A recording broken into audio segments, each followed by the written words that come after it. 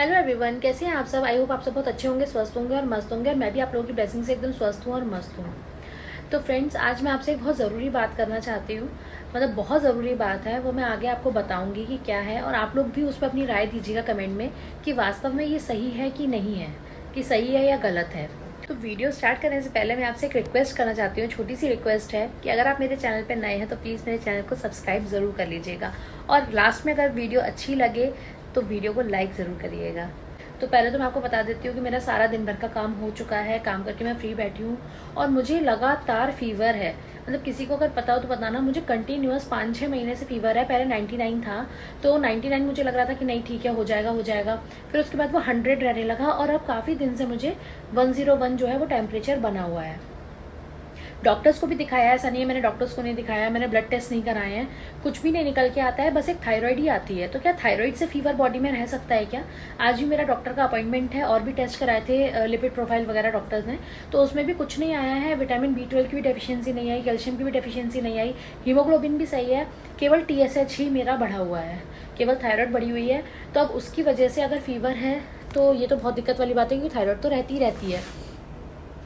Body इतनी गिर चुकी है ना, मतलब मैं बैठी हूँ और या लेटी हूँ तो मुझे बहुत अच्छा लगता है। और जैसे ही मैं खड़े होकर कुछ काम करने लग जाती हूँ, इतनी वीकनेस है ना कि मेरी सांस फूलने लगती है और मुझे लगता है कि मैं बस लेट जाऊँ। मतलब बिल्कुल मैं काम नहीं कर पा रही हूँ। फिर भी जो करना है, बच्चे हैं दो तो करना ही पड़ता है। मतलब काम तो लेडीज़ छोड़ ही नहीं सकती हैं, क्योंकि एक जेंट्स भी कितना काम कर पाएंगे ना। वो ये होता है, हम लोगों को लगता है कि अरे हस्बैंड्स काम कर लेंगे, या लोग कहेंगे कि अरे हस्बैंड काम कर लेंगे, लेकिन नहीं यार, वो भी तो अपना बाहर अपना जॉब करके आते हैं, करते हैं, ऐसा नहीं है, बहुत हेल्प कराते हैं, पर जितना उनकी बस के उतना ही करा सकते हैं ना। पूरा 2 बच्चों का काम, पूरा घर का काम नहीं हो पाता, तो थोड़ा बहुत तो आपको करना ही पड़ता है।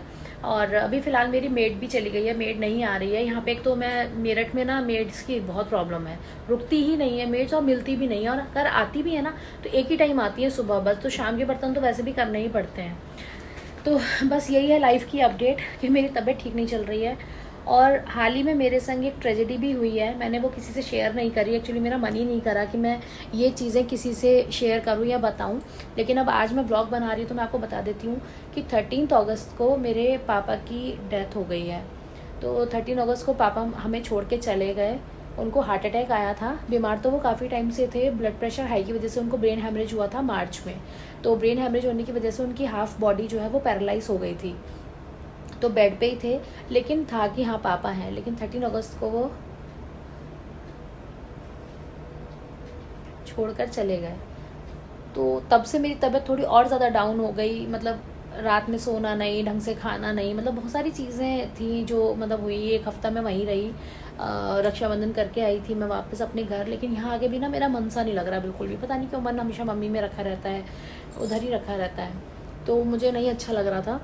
तो अब हम आते हैं मेन बात पे, जो मैंने जिस बात के लिए वीडियो बनाई है, कि क्या वास्तव में एक लड़की के लिए, मतलब जब हम मायके में रहते हैं शादी से पहले, तो बच्चे बड़े खुश रहते हैं। जैसे मेरी भी 2 बेटियां हैं, तो उनको कभी ये फील नहीं होता है कि हमारा घर नहीं है ना। हम लोग हमेशा मतलब जो भी वो मांगती हैं उनका पूरा करते हैं, जो कर सकते हैं, या मतलब उनकी इच्छा पूरी करने की कोशिश करते हैं, खुश रखते हैं। लेकिन कहीं ना कहीं अनजाने में कुछ भी उनको सिखाने के लिए या कुछ भी कहते हुए हम ये उनको कह ही देते हैं। मतलब ना चाहते हुए भी कह देते हैं कि अरे बेटा दूसरे के घर जाना है, ऐसे मत करो, ऐसे मत सीखो करो। मतलब हम कह देते हैं। हमारे जो पहले वाली, जो हमारी वाली जनरेशन है, मतलब हम अपने बच्चों से कह रहे हैं, कभी कभी कह रहे हैं, लेकिन हम जो जनरेशन है, हमारी मम्मी शायद ये चीज़ें सिखाती थी कि बेटा दूसरे घर जाना है, ऐसे मत उठो, ऐसे मत बैठो, ऐसे मत करो, ये सीख लो, वो सीख लो। तो लड़कियों को स्टार्टिंग से ही ऐसा फील कराया जाता है कि पराई हो, मतलब पराई घर जाना है तुमको यहाँ रहना नहीं है, तुमको जाना है ना। लेकिन मैं तो सच बता रही हूँ, अपनी बेटियों से ये तक कह देती हूँ कि बेटा नहीं जाना, हमारे पास ही रहना, ऐश करो, बस ज़िंदगी में इतना बन जाओ कि तुम पे कभी कोई उंगली नहीं उठा पाए, अपने पैरों पे खड़े हो, जो इच्छाएं हो सारी अपनी पूरी करो, है ना। लेकिन ये है कि ऐसा मतलब होता है कि हम शुरू से ही उनके दिमाग में भर देते हैं।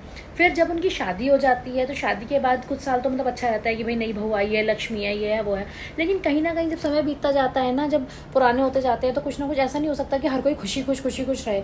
कभी ना कभी मिसअंडरस्टैंडिंग्स, कभी ना कभी लड़ाई। तो शादी के बाद जब जैसे किसी से लड़ाई हो जाती है, या फिर मतलब कुछ भी अपने आपस में वो होता है, तो कोई ना कोई ये कह ही देता है कि अरे तुम्हारे घर में तुम्हें को सिखाया नहीं है, तुम्हारी मम्मी ने तुम्हें को सिखाया नहीं है, और दूसरे घर से आई है, इसके ऐसा कर रही है, ये तुम्हारा घर नहीं है। कभी भी कुछ भी ऐसा कह देता है। मैं ये नहीं कह रही हूँ कि ये मेरे साथ हुआ है, ये होता है, बहुत लड़कियों के साथ, ये कॉमन चीज़ है, मतलब मैंने सुनी है बहुत जगह, तो मतलब इसको पर्सनली ना ले जाएं आप लोग।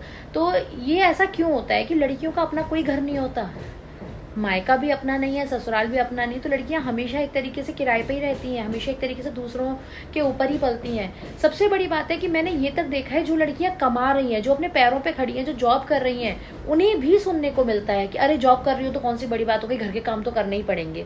मैंने देखे हैं केसेस ऐसे कि घर के काम तो करने ही पड़ेंगे। तो ऐसा क्यों?